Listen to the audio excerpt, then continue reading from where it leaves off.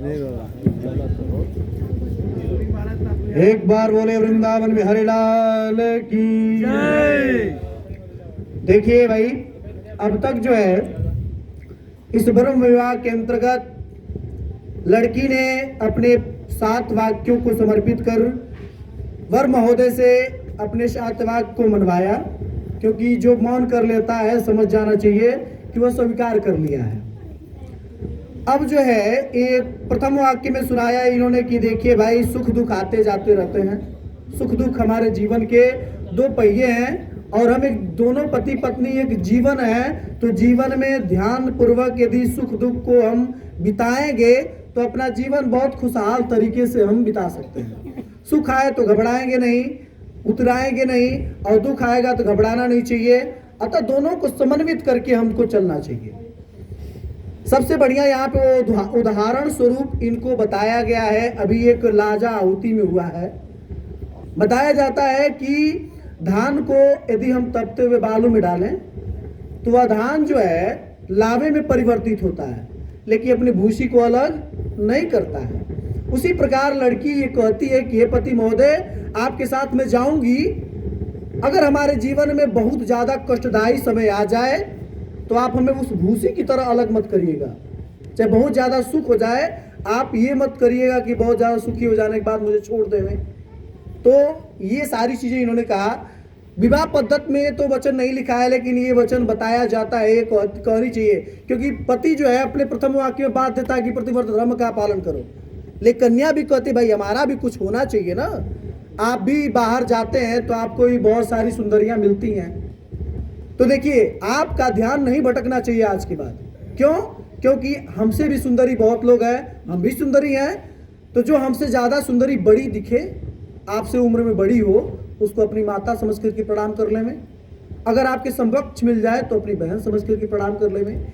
आपकी मतलब आपसे छोटी मिल जाए तो उसे अपनी बिटिया समझ करके प्रणाम कर ले में। लेकिन मेरा जो स्थान है वह स्थान किसी अन्य को न देवे।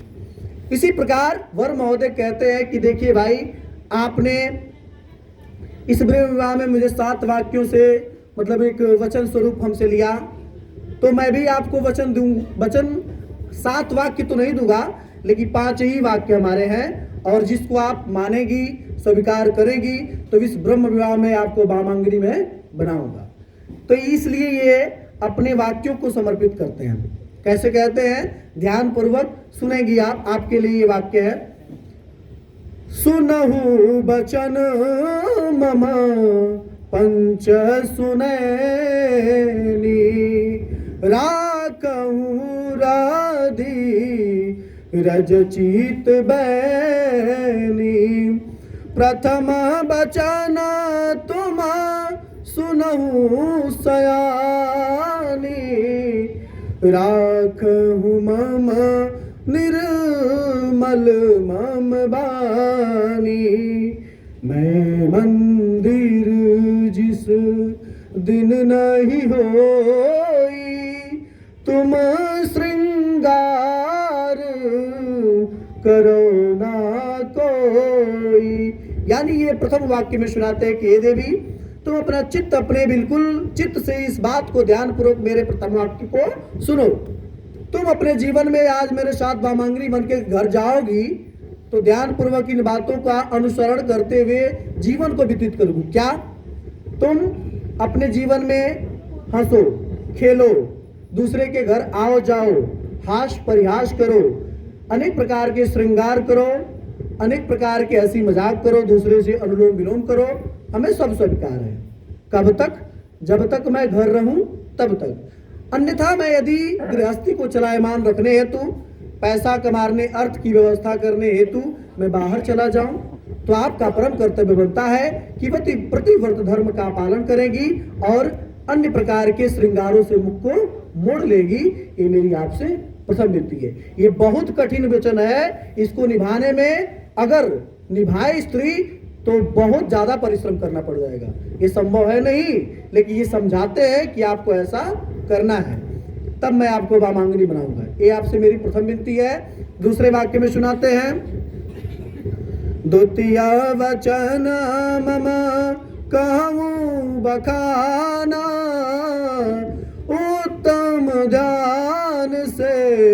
राखूं ध्याना। साक्षी हमारे तुम्हारे ही बीच में है भगवान सुदर्शन धारी। और साक्षी अग्निदेव भी जब हो रही शादी हमारी तुम्हारी। माता पिता गुरु बंधु है साक्षी, और साक्षी है ब्राह्मण वेद उचारी। पंचम साक्षी है ध्रुव जी जब हो रही शादी हमारी तुम्हारी। यानी ये कहते हैं, हे देवी, कभी कभी तुम रूठ जाती हो या स्त्रियां रूठती हैं तो कहती हैं कि आपने क्या साक्षित्व दिखाया है जो मैं मान सकूं कि आपने मुझसे प्रमाण स्वरूप विवाह किया है। तो देखो, इस संसार का सबसे बड़ा साक्षी मैं आपको मान करके बताता हूं। कौन कौन? इस ब्रह्म विवाह के अंतर्गत बैठे घड़े में विराजमान विष्णु भगवान को साक्षी मानता हूं। दोनों कुल के बैठे हुए ब्राह्मणगण को साक्षी मानता हूं। यहाँ पे प्रज्वलित अभी अग्नि को भी साक्षी मानता हूं। और हमारे बैठे हुए जाति कुल के बंधु बांधव नात रिश्तेदार उनको साक्षी मानता हूं। और उत्तर दिशा में आपका दर्शन हुआ जो ध्रुव तारा है। ध्रुव तारा का ऐसा वर्णन माना जाता है कि इन्होंने अपनी मृत्यु के यानी मृत्यु उनके पास जब आई तो उसके सिर पे अपने पैर को रख करके अपनी इच्छा के अनुसार स्वर्ग लोक को वासी हुए। तो उनको साक्षी मानता हूं जो अपने स्थान से कभी हट होने वाले नहीं है। अतः मैं इनको साक्षी मान करके ब्रह्म विवाह तुमसे कर रहा हूं, तुमको वामांगनी बना रहा हूं। तुम्हारा परम कर्तव्य बनता है कि तुम मेरे साथ कभी छल कपट की भावना मत रखना। ये मेरी तुमसे दूसरी विनती है। तीसरे वाक्य में सुनाते हैं, राखौ त्वम चित मम अनुकूला। तृतीय वचन सुख के जड़ मूला। एक ही वचन एक व्रत ने मां। ताय वचन मम पति पद प्रेमा। यानी तीसरे वाक्य में सुनाते हैं कि ये देवी ध्यान पूर्वक सुनो, तुम अपना चित्त मेरे चित्त के अनुसार सदैव रखना। एंतम चित्तम मम चित्तम वाचा वाच्यम न लोकन प्रत्यय में शरदादेयम प्रत्यय में स्वरायण। यानी कहती है तीसरे वाक्य में कहते हैं कि हे देवी, तुम्हारा परम कर्तव्य बनता है कि जिस प्रकार मुझे संतोष हो सके उसी प्रकार को तुम कार्य करना। कोई अन्यथा कार्य मत करना। ये नहीं कि मैं तुमसे कह दूं कि तुम ये कार्य करो और मन उतंग करके के दूसरे कार्य में तुम भिड़ जाओ। ऐसा नहीं होना चाहिए। क्यों? क्योंकि कहा जाता है कि पति जो होता है पत्नी के लिए एक परमात्मा के तुल्य होता है, परमात्मा से भी बड़ा होता है। तो ये हमेशा ध्यान पूर्वक इन बातों का अनुसरण करना। अपना चित्त अपना और हमारा चित्त दोनों एक साथ रहना चाहिए। ये इन बातों का ध्यान करिए। बंद करवाइए इसे। अब जो है ये चतुर्थ वाक्य में सुनाते हैं, चतुरंग सब विदितकारी। पति व्रता बनो हे सुकुमारी। सास ससुर गुरु सेवा करऊं। पतिरोधन आय अनुसरहूं। यानी ये कहते हैं चतुर्थ वाक्य में कि हे देवी, ध्यान पूर्वक इन बातों को सुनो। मेरे चतुर्थ वाक्य में बताया जाता है कि पतिव्रता धर्म का सदैव तुम पालन करना। और ये क्यों पालन करना है? क्योंकि ये तुम्हारे हित में है। जो पत्नी पतिव्रत धर्म का पालन करती है वो सदैव उसके हित में माना जाता है। कहा जाता है कि तुम ये कह रहे हैं कि तुम यहाँ से जब मेरे घर जाना, मायके को छोड़कर ससुराल में जाना, तो तुम मेरे माता पिता को सास ससुर मत समझना। क्यों? जिस दिन सास ससुर समझोगी उस दिन तक उनकी सेवा तुम नहीं कर पाओगी। आप यहाँ से जाना तो उनको माता पिता हमारा सदैव समझना। जैसे तुम्हारे माता पिता वैसे हमारे भी माता पिता। अगर माता पिता समझोगी तो जीवन चल जाएगा। सास ससुर समझ ली तो नित्य दिन झगड़ा होगा। ये मेरी आपसे चतुर्थ विनती है। और ये कहते हैं कि सदैव तुम माता पिता का सेवा करना। मेरे घर आए जाए हुए मेहमान का भी आदर अनादर करना। अनादर का भी मत करना क्योंकि वो अपमान हो जाएगा।